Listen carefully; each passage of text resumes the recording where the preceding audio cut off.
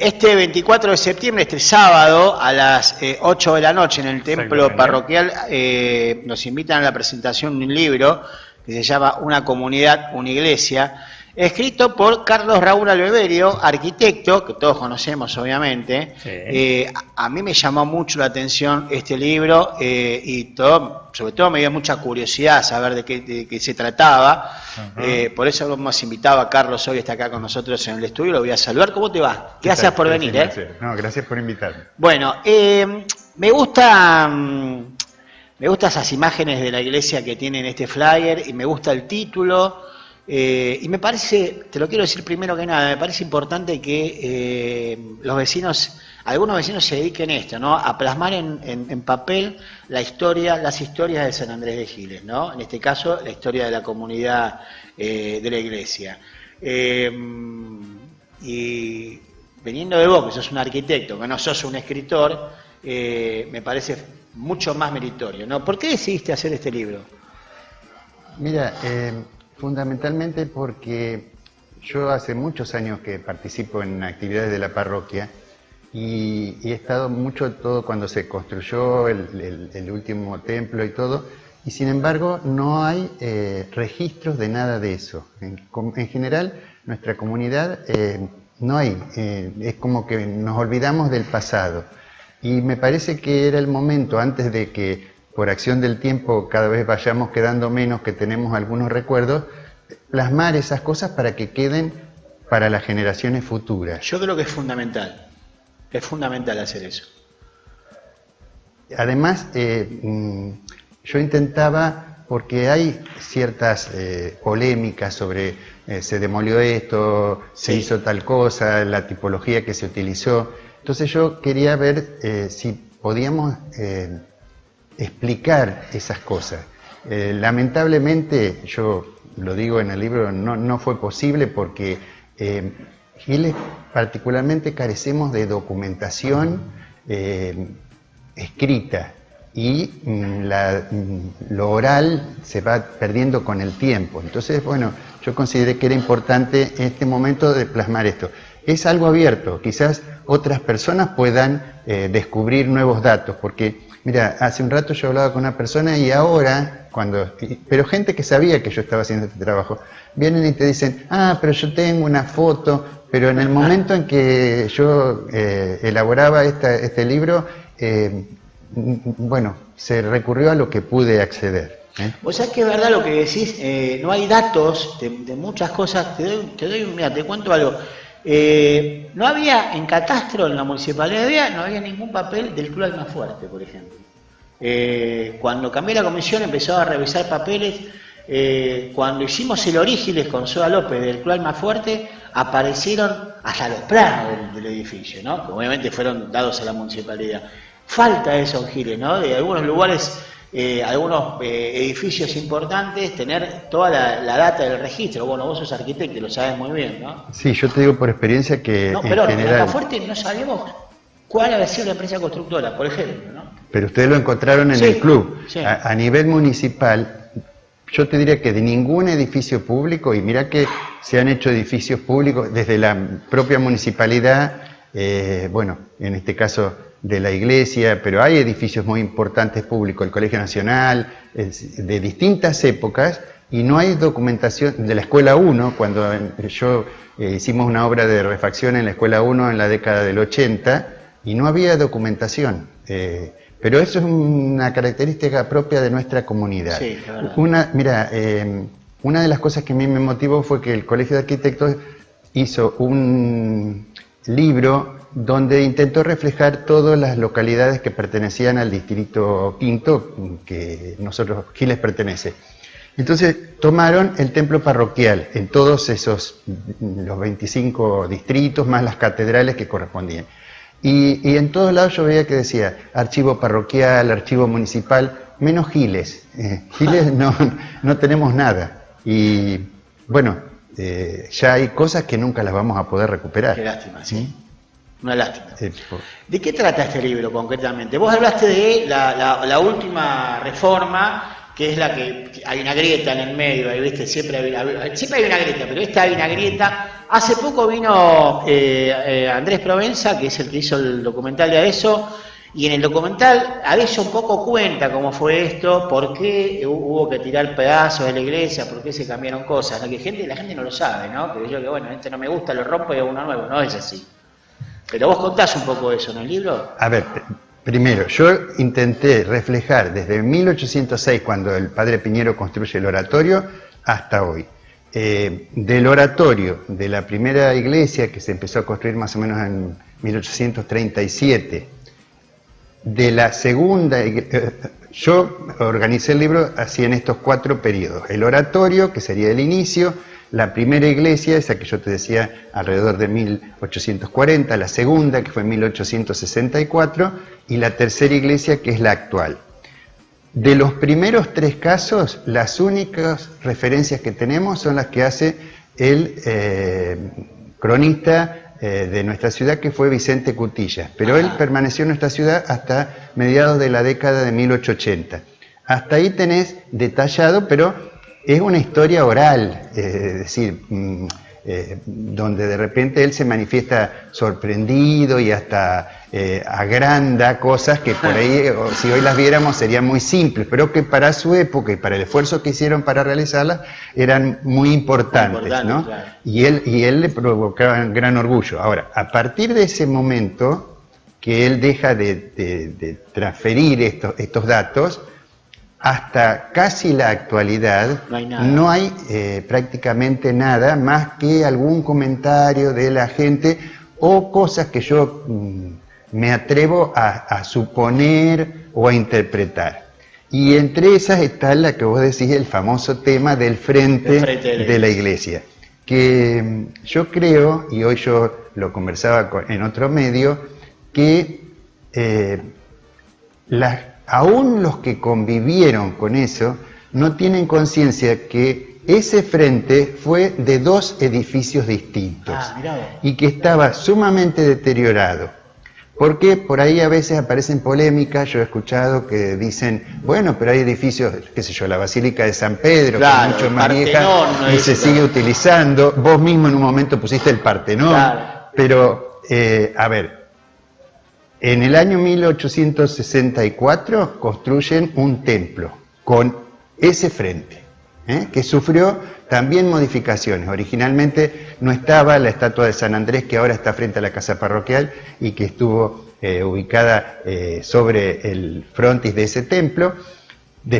Tenía solo una cruz de hierro, después se agrega esa estatua, es decir, porque hubo modificaciones, sobre todo aparentemente, porque imprimieron una medalla, hubo una reforma en 1922.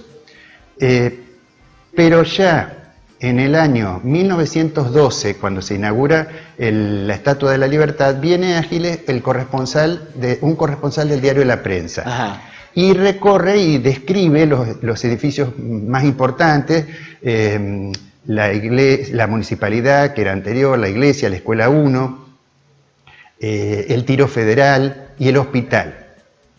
Y dice que el párroco de ese momento le manifestó que había 2 proyectos, 1912 estamos hablando, cuando ni siquiera sabemos si el frente era el que después conocimos, por lo que yo te comentaba recién. Entonces él dice que hay 2 proyectos. Una que es hacer la instalación eléctrica, que en Giles estaba desde 1906, 1908, pero muy precaria. Pero parece que iban a hacer iluminación eléctrica, porque vos sabés que los templos antes solo se podían hacer funciones durante el día, porque no tenían era iluminación natural o de velas.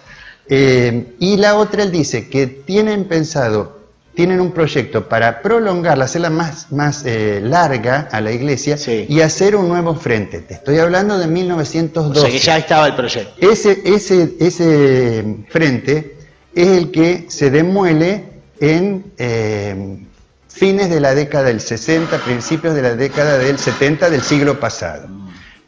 La mayoría de nosotros, o con cierta edad, conocimos ese frente. Pero mientras tanto, a fines de 1940, el párroco de entonces, que era el padre Dionisio Montero, por partes demuelen el edificio y construyen la caja muraria del edificio actual.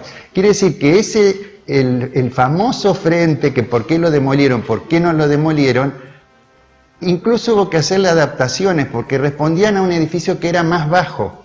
Entonces, si no, la nave actual era más alta que lo que era el propio frente, tuvieron que hacerle adaptaciones.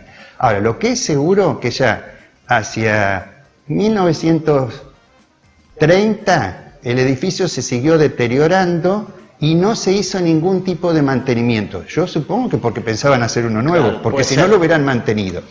Y un gran deterioro se produjo y una persona que colaboró mucho conmigo en este sentido, que es la señorita Marta Luchini, que vivía al lado del templo, entonces ella es testigo presencial de la construcción del actual edificio. Ella dice que en un momento un rayo descargó sobre la torre del lado este, que era precisamente la que no tenía el pararrayo, porque el pararrayo lo tenía la del oeste. Saltaron todas las cerámicas que tenía sobre el cupulín, detuvo el reloj, que nunca más funcionó, y hizo una grieta muy grande que dice que podían pasar la mano por esa grieta. Eso debe haber contribuido a ese deterioro que nunca se intentó revertir. Claro, es una historia apasionante, sí. Sí, impresionante. Pero yo lo que intento decir es, o sea, yo te puedo decir eso y es una suposición mía. No tenemos documentos, pero me parece que sí termina con esa disputa acerca, porque a veces duele cuando te dicen, por ejemplo, ¿quién fue tan mala persona que hizo tal cosa? Obviamente, ¿no había motivos para hacerlo, claro, había fundamentos para hacerlo. Sí, seguramente. Cual. Incluso más, esa iglesia ya, cuando se hizo en 1864, 64 sería, cuando ellos piden a la provincia, pero ese es otro tema que después podemos tratar, todos los templos se fueron haciendo con la participación de la comunidad, salvo que intervienen las autoridades públicas y el gobierno, y bueno, pero el gobierno tampoco pone lo que dice que va a poner, entonces la obra fue más complicada que otras veces, y entonces ellos piden un ingeniero para que haga la recepción de la obra, y el ingeniero dice, hay documentos de eso, que acepta la obra, pero pone en duda que se haya usado mortero de barro y en otros lados de cal. Quiere decir que puede haber sido que ese edificio haya tenido también problemas constructivos desde el inicio, pero no tenemos forma de... O sea, son suposiciones que yo me atrevo a hacer porque leo muchas novelas de misterio. Hay otras historias alrededor de la iglesia que son epopélicas, ¿no? También la maratón de la torre, por ejemplo, ¿no?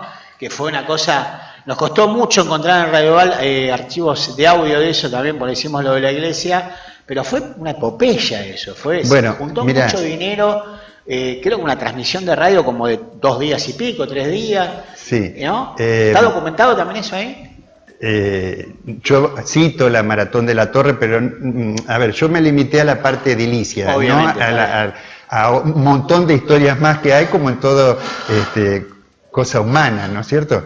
Pero fíjate vos, el único documento que yo encontré en la municipalidad, que está referido al edificio, aparentemente, y eso fue el general Ima, fue gobernador de la provincia en la época no del proceso, sino de la Revolución Argentina. Con Onganía. Claro.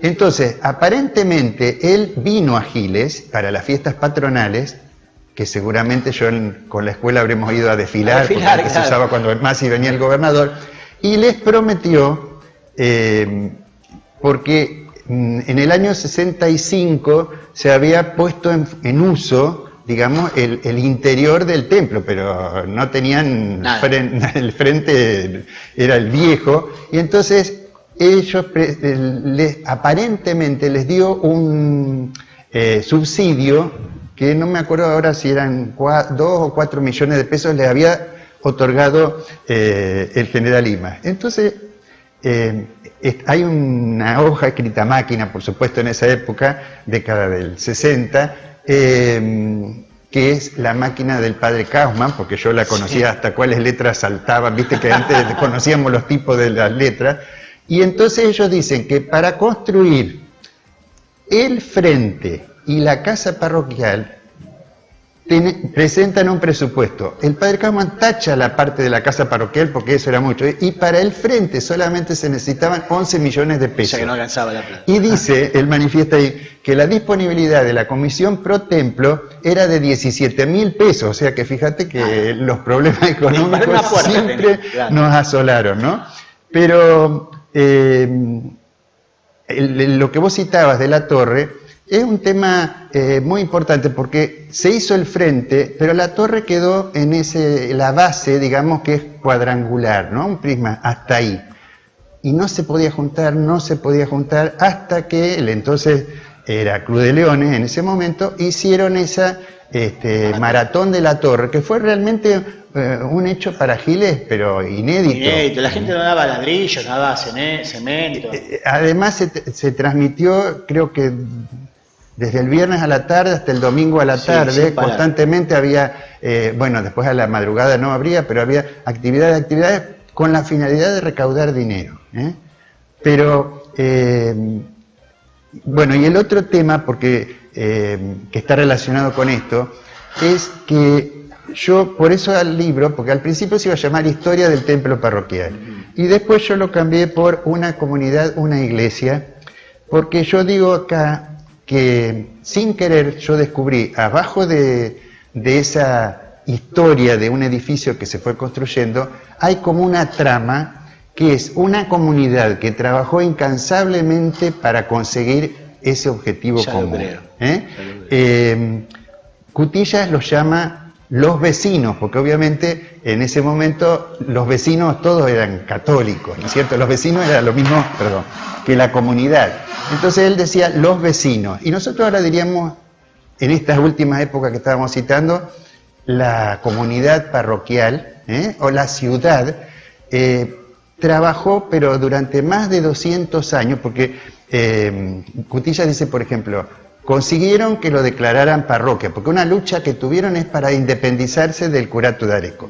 Consiguieron, pero entonces los vecinos, dice él, a su costo tuvieron que encarar, construir un cementerio, construir la casa para el sacerdote, proveerla de los elementos necesarios para el culto, es decir, siempre los vecinos. Y esto yo te puedo decir, porque yo lo viví, se hizo así, con el aporte por ahí. Habrá habido grandes aportes, pero en general fueron los pequeños aportes de la gente que permitieron que esto se llevara a cabo. Carlos, es apasionante y estaríamos hablando toda la tarde, pero no vamos a dejarlo acá para que la gente le dé ganas de ir el próximo sábado a la parroquia a las 8 de la noche, donde vas a estar presentando este libro. Ahí está el flyer en pantalla. Vas a estar con Graciela León también, me dijeron, ¿no? Bueno, Graciela León... Graciela es un poco la responsable de esto, imagino. Porque ella yo pensaba hacer unas fotocopias así, repartir entre la gente conocida, y Graciela dijo, no, esto hay que hacerlo, hay que imprimirlo. Bueno, hubo gente, yo por supuesto cedí los derechos míos a la parroquia, y hubo gente, y también la municipalidad, que pagaron la impresión. Graciela hizo la presentación, y bueno, lo que se recaude de la venta es a beneficio de la parroquia, yo no estoy vendiendo nada para mí. Muy bien, invitamos de vuelta a la gente, 24 de septiembre, este sábado, 8 de la noche en el templo parroquial.